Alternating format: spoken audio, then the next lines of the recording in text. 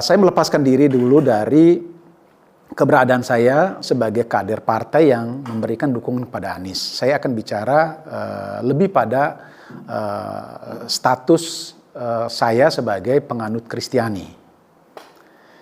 Saya melihat Pak Anies itu adalah seorang pemimpin yang sekali lagi kesan pribadi saya yang memahami ajaran Kristiani, Katolik, Anies itu adalah tipe kepemimpinan yang hampir sempurna dari implementasi ajaran Kristiani tentang kepemimpinan. Kepemimpinan yang penuh kasih, kepemimpinan yang mengayomi, kepemimpinan yang menciptakan keteduhan, kepemimpinan yang mementingkan keharmonisan, kepemimpinan yang memiliki keberanian untuk mengambil keputusan, dan beberapa persyaratan lain yang dikehendaki kepemimpinan dalam ajaran Kristiani. Itu yang saya lihat. Kepemimpinan yang kalau ditampar pipi kiri, itu tak ada pipi kanan. Kepemimpinan yang ketika dilempar dengan batu, dia balas dengan kapas. Itu yang terjadi pada Pak Anies. Bertubi-tubi dilempari batu. Pernahkah seorang Anies Baswedan itu membalas dengan batu? Saya mungkin luput dari penglihatan atau pengamatan saya. Tapi sejauh yang saya amati, itu belum pernah. Ditampar terus-menerus. Apakah Anies pernah membalas tamparan itu? Bahkan di tadanya pipi yang lain.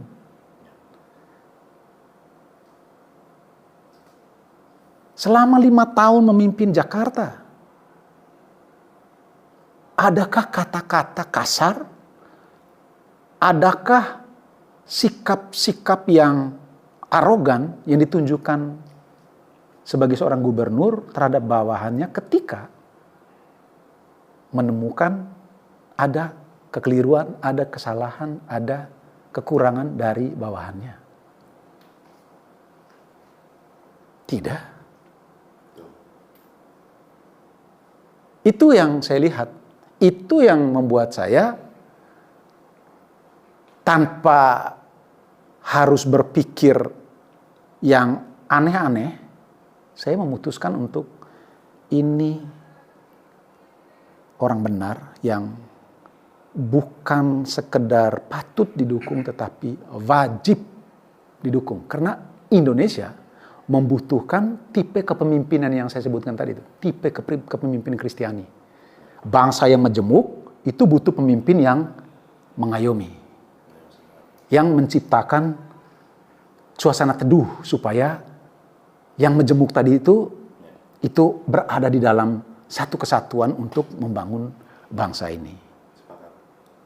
Itu yang saya lihat. Kebetulan memang ada kejadian menarik di beberapa hari yang lalu nih Kakak Damian. Ketua fraksi PDIP DPRD DKI kan meninggal dunia, almarhum Pak Gembong Warsono ya.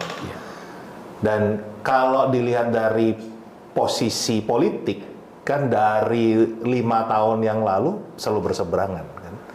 Istilahnya bisa dianggap ini adalah lawan politik.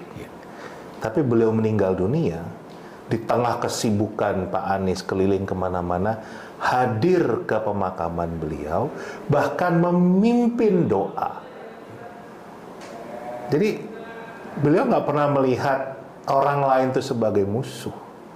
Itu menurut saya. Nah, itu bagian dari penilaian yang Pak Anies adalah pribadi yang memiliki tingkat bukan sekedar kecerdasan, tingkat kewarasan.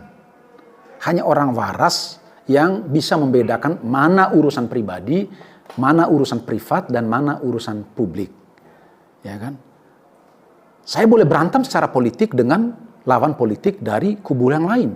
Tetapi sebagai kawan, ketika ada sahabat saya dari partai lain yang tadinya saya berseberangan mengalami kedukaan, itu udah hukum kemanusiaan itu mewajibkan kita untuk menempatkan kepentingan persahabatan ini jauh di atas kepentingan politik gitu. Itu tidak semua orang memiliki kedewasaan seperti itu. Ada banyak politisi yang saat berantem dalam politik terus berakhir dengan dendam berkepanjangan dan seterusnya. Untuk apa? Untuk apa? Kepemimpinan Kristiani tidak pernah mengajarkan itu. Kalau sampai ada ya orang-orang Kristiani yang memiliki sifat bertentangan dengan kepemimpinan Kristiani, maka kekristenannya itu patut dipertanyakan, patut dipersoalkan. Lalu, apa kepentingannya kita dengan Anies? Kita tidak berkepentingan dengan Anies pribadi. Kita berkepentingan untuk menghadirkan pemimpin yang bisa merangkul semua orang untuk membangun bangsa dan negara ini. Karena ajaran Kristiani mengajarkan kita untuk memberikan cinta yang sebesar-besarnya bagi kemajuan bangsa dan negara ini. Dan pilihan kita terhadap Anies itu adalah dalam rangka itu.